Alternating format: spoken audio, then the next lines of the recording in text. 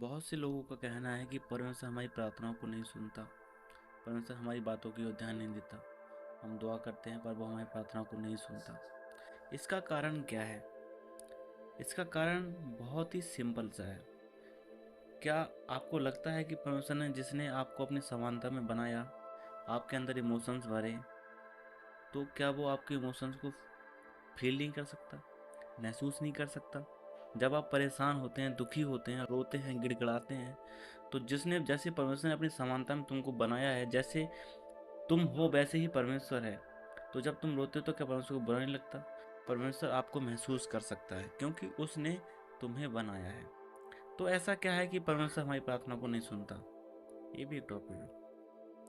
आज आपको एक वचन लेके आऊँ मैं आप लोगों के सामने।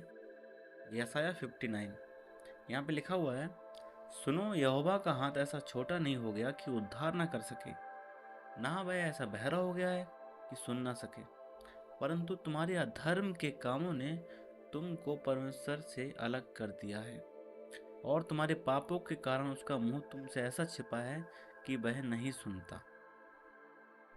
वचन कहता है प्रकाशित वाक्य में कि अच्छा होता कि तुम ठंडे होते या गर्म होते, लेकिन तुम गुनगुने हो, इसलिए मैं तुम्हें उगलने पर हूँ।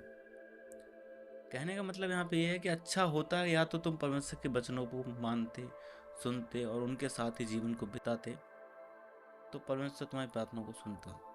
या फिर उसकी विधि से बिल्कुल अलग हो जाते, तो परमेश्वर, लेकिन नहीं, तुम तो गुनगुने हो, तुम सुनते भी नहीं हो और उस पर चलते भी नहीं हो, तो परमेश्वर हमारी प्रार्थना को नहीं सुनता।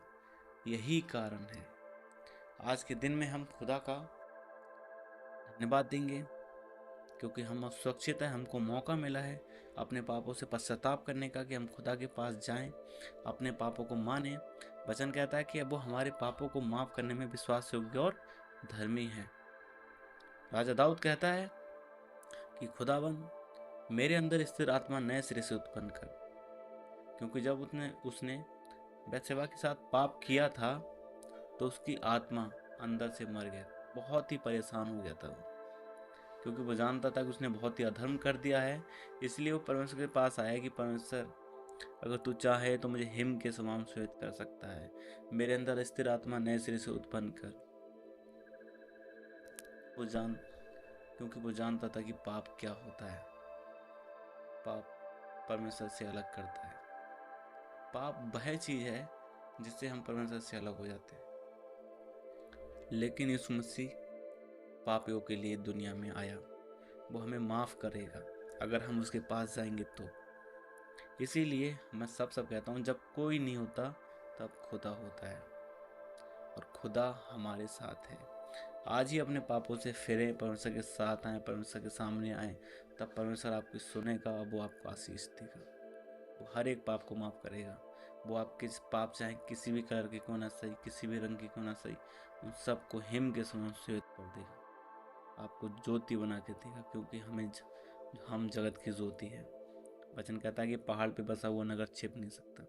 जितनी भी प्रॉब्लम है, जितनी भी परेशानियां हैं, सब खत्म हो जाएंगी, और हम उस पहाड़ पे बसे हुए नगर के समान होंगे जो छिप नहीं सकता, क्योंकि हम जगत की ज्योति। वचन कहता है कि तुम जगत की ज्योति हो, यीशु मसीह ने कहा।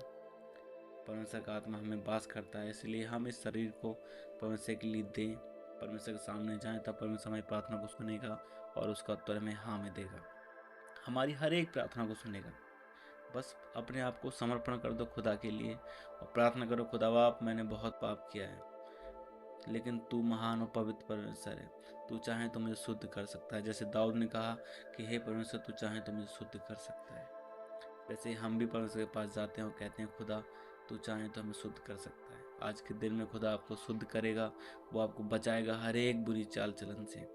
उसके पास जाएं, समर्पण करें, खुदा मुझे अपने जैसा बना, मुझे अपने आप में चलना सिखा, मैं तेरे वचनों की गहराई को समझना चाहता हूँ। खुदा को बोलिए, खुदा आपको माफ़ करेगा और आपको स्थिर आत्मा नए सिरे से उत्पन्न करेगा। आज का वचन आपको बहुत आशीष दे, आप बढ़ें, खुदा में बढ़ते चले जाएं। आज का वचन आपके परिवार में फलवंत होने पाए। जितने लोग इस वीडियो को देखते हैं, खुदा उन सबको बरकतों से भरेगा। सारी बातों में आदर महिमा देते हैं, खुदा का जीवन में पहला स्थान देते हैं। बिनती उद्धार करता मसीह यीशु के सामर्थ्य नाम से मांगते हैं, आमीन आमीन और आमीन।